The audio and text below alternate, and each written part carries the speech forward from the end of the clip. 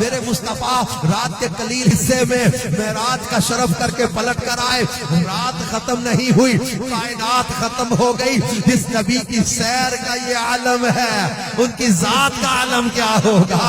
ہم نے ٹھوکر نہیں کھائی کہ پڑے ہیں در پر, ہم نے دنیا اسی در کے لیے ٹھکرائی ہے. ہم اس نبی کے امتی ہیں جن کو اللہ نے کمال دیا کہ اشارے سے چاند کو ٹکڑے کر دیں, جن کو یہ کمال عطا کیا کہ ڈوبے سورج کو پلٹا دیں, جنہیں یہ کمال عطا کیا کہ درختوں کو چلا کے کلمہ پڑھا دیں, جنہیں یہ کمال عطا کیا پتھروں کو کلمہ پڑھا دیں. اب اس نبی کے امتی ہیں جو اپنا پسینہ کسی جہیز میں دینے کے لیے کسی دلہن کو عطا کر دے, پورے مدینے میں اس گھر کی خوشبو آنے لگ جائے. ہم اس نبی کے امتی ہیں جو حضرت عکاشہ کی ٹوٹی تلوار کے بدلے لکڑی کی پھٹی تلوار بنا کے عطا کر دے. ہم اس نبی کے امتی ہیں جو حضرت قطادہ کی نکلی ہوئی آنکھ پر احد کے میدان میں لعاب دہن لگائیں, آنکھ کو شفا یاب کر دے. خیبر کے روز مولا کائنات مولا علی شیر خدا کرم اللہ تعالی وجہ الکریم کی دکھتی آنکھوں پر لعاب دہن لگائیں, شفا یاب کر دے. ہم اس نبی کے امتی ہیں جو حضرت حبیب کے نابینا والد کی آنکھوں میں لعاب دہن لگائیں تو نور عطا کر دے.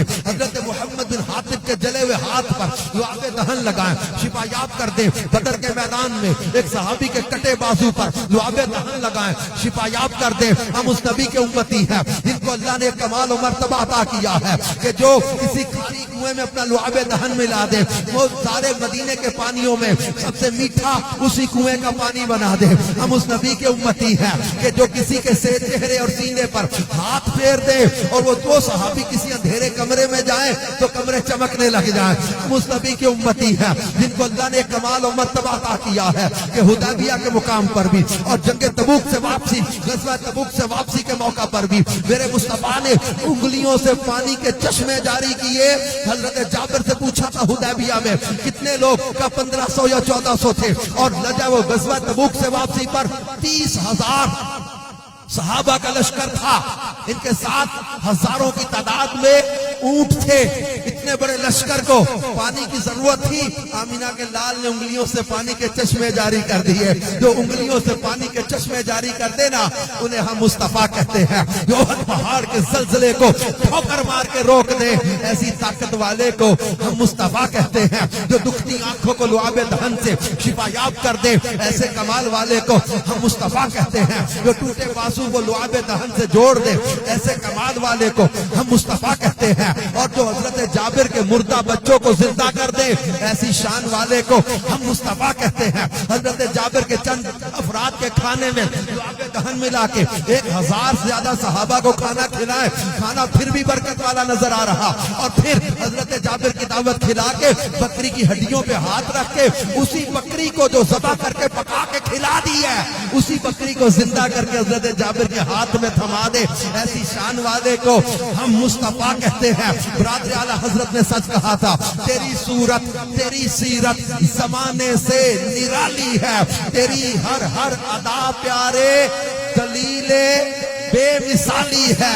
ہمارے نبی کو اللہ نے کمال میں, حسن میں, جمال میں, وصف میں, صورت میں, سیرت میں ہر لحاظ سے بنایا ہی ایسا ہے کہ ان کی فرما برداری کی جائے. وہ کہتے ہیں why we have to follow محمد صلی اللہ علیہ وآلہ وسلم. یہ بات یاد رکھو, because he is the single personality in the universe who is able to be followed now. ہمارے پیارے نبی کو اللہ پاک نے ہر لحاظ سے کامل و اکمل بنایا ہے تاکہ ان کی فرما برداری کی جائے, ان کی پیروی کی جائے, ان کا کہنا مانا جائے. جو ان کا کہنا مانے گا وہ دنیا میں بھی عزت پائے گا, وہ قبر و آخرت میں بھی عزت پائے گا. وہ کہنا کس کا ماننا ہے؟ اللہ اور اس کے رسول کا کہنا ماننا ہے, اور شیطان کی بات نہیں ماننی. دعوت اسلامی کا دینی ماحول ہمیں یہ سکھاتا ہے کہ ہم نے شیطانی کام نہیں کرنے, گناہ کے کاموں میں نہیں پڑنا, ناجائز کام نہیں کرنے, بے حیائی کے کام نہیں کرنے. اللہ اور اس کے رسول کا کہنا ماننا ہے. اور رسول پاک صلی اللہ علیہ وآلہ وسلم نے جن باتوں سے بچنے کا حکم دیا ان سے بچنا ہے. یہ بھی قرآن کا فیصلہ ہے.